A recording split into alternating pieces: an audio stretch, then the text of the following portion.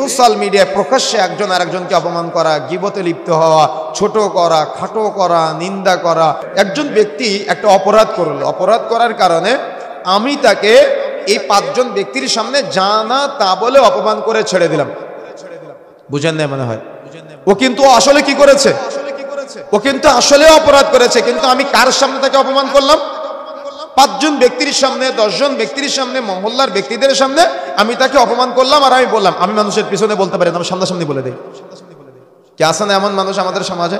বলে আমি কারোর পিছনে কিচ্ছু বলতে পারি না, আমার একেবারে আমি দিল স্পষ্ট, আমার দিল পরিষ্কার, আমি সব সামনাসামনি বলে দিই। এখন ও কোন একটা অপরাধ করেছে, 5 জন ব্যক্তির সামনে তাকে জানা তা বলে অপমান করে, মসজিদের মধ্যে দাঁড়িয়ে, সামনে দাঁড়িয়ে মাইকটা হাতে নিয়ে জানা তা বলে অপমান করে, এলাকার মানুষের সামনে 5 জন আল্লাহর বান্দার সামনে একজন আল্লাহর বান্দাকে জানা তা বলে, যাচ্ছি তাই বলে অপমান করে ছেড়ে দেয়। কেন? তার টাকা বেশি হয়েছে, তার জমি জায়গা বেশি হয়েছে, তার গাড়ি বাড়ি বেশি হয়েছে, তার চোখ আর আসমান থেকে মাটিতে নামে না। এখন ও যা ইচ্ছা তাই করে বেড়ায়, যা ইচ্ছা তাই বলে বেড়ায়। আর ও কি করে? ও মানুষকে মানুষের সামনে অপমান করে, মানুষকে মানুষের সামনে নিন্দা করে, মানুষকে মানুষের সামনে ছোট করে, মানুষকে মানুষের সামনে অপমান অপদস্থ করার প্রচেষ্টা চালায়। কথা বুঝেন না মনে হয়?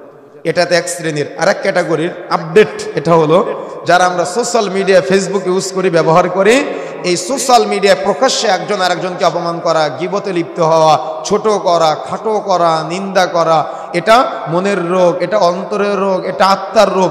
যে যাকে ইচ্ছা সে তাকে প্রকাশ্যে ছোট করা, নিন্দা করা, অপমানিত করাচ্ছে। এখানে কেউ ফেরেশতা আছেন নাকি?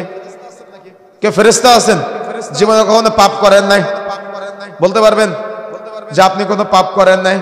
তো আপনি কি চান কিয়ামতের মাঠে আপনার পাপটা উদ্ঘাটন করা হোক, আপনার বাবা জানুক? আপনি কি চান কিয়ামতের মাঠে আপনার পাপটা, দেখা যাচ্ছে কোনো একটা আপনি অপরাধ করেছেন, যে অপরাধটা প্রকাশ্যে প্রচার করা হোক? আপনি কি এটা চান?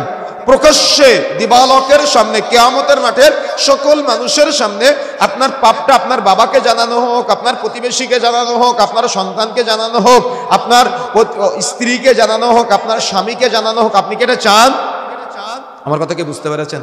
যদি আপনি এটা না চান, তাহলে আপনি কি চান? যে আমার পাপটা যাতে করে গোপন থাকে, আমার পাপটা যাতে করে কেউ জানতে না পারে, আমার পাপটা যাতে করে কারোর কাছে প্রকাশ না পায়।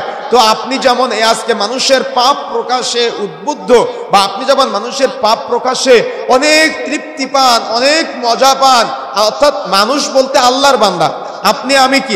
আমিও আল্লাহর বান্দা, আপনিও আল্লাহর বান্দা। আপনি আমাকে আর আমি আপনাকে প্রকাশ্যে 5 জন ব্যক্তির সামনে জানা তা বলে অপমান করা, বা আপনার আমার দেখা যাচ্ছে একে অপরের গোপন পাপগুলা মানুষের কাছে সামনাসামনি নিয়ে একেবারে প্রকাশ্যে তাকে ছোট করা, খাটো করা, নিন্দা করা, অপমানিত করা, এটা আমাদের নিত্যদিনের পেশা হয়ে গিয়েছে। আর আমরা বারবার বলি যে আমি পিছনে বলতে পারি না, সামনাসামনি বলে দেয়। আরে কিয়ামতের মাঠে আল্লাহ রাব্বুল আলামিন আপনার যত গোপন পাপ আছে সব কিয়ামতের মাঠে সকল মানুষের সামনে উদ্ঘাটন করে দিবে। কেন? আল্লাহ বলবে, তুই আমার বান্দার পাপ গোপন করতে পারিস নাই, আজকে আমি আল্লাহ তোমার সকল পাপ কিয়ামতের মাঠে সকল মানুষের সামনে উদ্ঘাটন করে দিলাম। নাউযুবিল্লাহ। কি আপনি কি চান? চান আপনি? তাহলে আজকে থেকে বান্দার সামনাসামনি অপমান করা থেকে বিরত থাকতে হবে। মনে থাকবে ইনশাআল্লাহ।